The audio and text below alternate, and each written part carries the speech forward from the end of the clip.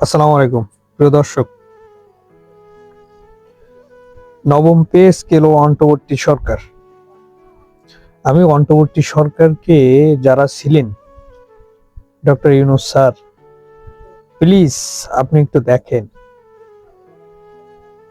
বা অন্তর্বর্তী সরকারে থাকা দায়িত্বে থাকা যে সকল উপদেষ্টারা পে স্কেল নিয়ে কথা বলতেন, অর্থ উপদেষ্টা, বাংলাদেশ ব্যাংকের গভর্নর ফাউজুল কবির, জ্বালানি উপদেষ্টা সহ পে কমিশনের যে সকল সদস্য পে কমিশনের রিপোর্ট নিয়ে কাজ করেছেন, জাকির আহমেদ স্যার প্রধান ছিলেন, উনি সহ যে সকল কর্মকর্তারা এই পে স্কেল বাস্তবায়নের ক্ষেত্রে সুপারিশের জন্য যে পে রিপোর্ট, চূড়ান্ত রিপোর্ট তৈরি করেছেন, কাজ করেছেন, অর্থ উপদেষ্টা পে স্কেল বাস্তবায়নের জন্য অর্থ সংস্থান করেছেন, 40,000 কোটি টাকা বরাদ্দ রেখে গেছেন।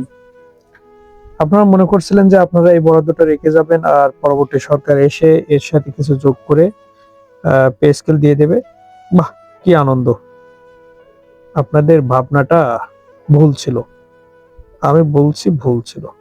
আপনারা একবার একটু এসে দেখেন, চোখ মিলে দেখেন, আপনাদের রেখে যাওয়া পে স্কেলের জন্য বরাদ্দকৃত টাকা কোন কোন খাতে চলে যাচ্ছে। আপনারা কি ওই টাকাটা রাখছিলেন সরকারি কৃষি ব্যাংকের ঋণ মকুবের জন্য? অবশ্যই না, পে স্কেলের নাম দিয়েই বরাদ্দ করছে, কিন্তু আজকে সেটা চলে যাচ্ছে ঋণ মৌকুফের জন্য। ঋণ মৌকুফ কেন হবে, এটাও তো একটা প্রশ্ন। মৌকুফ হবে, আবার যারা ঋণ খেলাপি আছে তারাও বা ঋণ খেলাপি কেন আছে, এটা কি জাতির সামনে স্পষ্ট হয়েছে?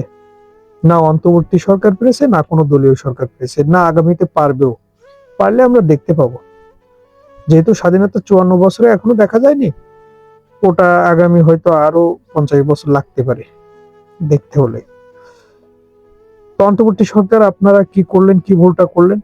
অর্থ সংস্থান করলেন, বাজেট করলেন, পে স্কেলের নামে বরাদ্দ করলেন, 70,000 কোটি টাকা ব্যয় হবে বাৎসরিক, সেখানে 40,000 কোটি টাকা বাজেট করলেন। আংশিক দেবেন বলে ওয়াদা প্রতিশ্রুতি করলেন যে আমরা আংশিক দিয়ে যাব। আর যদি আপনারা আংশিক বাস্তবায়ন করে যেতেন, তাহলে সরকারি কর্মচারী কর্মকর্তারা এই গাড্ডায় পড়তো না। বিশেষ করে সরকারি কর্মচারীরা, যদি সরকারি কর্মচারীরা সেই আংশিকও পেত, যদি চলমান থাকতো, এই টাকাটা আর স্থানান্তর করতে পারতো না পরবর্তী সরকার এসে। এখন যেটা হয়েছে, আবার 40,000 কোটি টাকা বা 70,000 কোটি টাকা এক জায়গায় হবে, তারপরে পে স্কেল দেবে, সেটা কতটা লং প্রসেস হয়ে গেল। আর বিশ্ব বর্তমান অবস্থা যেটা, সেটাতে বাংলাদেশের যে সরকারি কর্মচারীরা আছে তারা কিভাবে চলবে, একটা বার কি এটা ভেবে দেখেছেন? আসলে ওই এসি রুমে বসে এটা ভাবা যায় না, ওটা ভাবতে হলে মাঠ পর্যায়ে আসতে হবে আপনাদেরকে। মাঠ পর্যায়ে আসলে আপনারা বুঝতে পারবেন যে আসলে কি দরকার। অন্তর্বর্তী সরকার, আপনারা সরকারি কর্মচারীদের সাথে একটা গেম খেলে গেছেন, তামাশা খেলে গেছেন, এটাই এখন বলবো। যদিও আপনারা কাজ করেছেন পে কমিশনকে নিয়ে, বা সে বরাদ্দ টাকাও রেখেছেন, কিন্তু আপনারা বাস্তবায়ন করেননি, এটাই আপনাদের চরম ব্যর্থতা বা ভুল। ভালো থাকবেন আপনারা। আসসালামু আলাইকুম।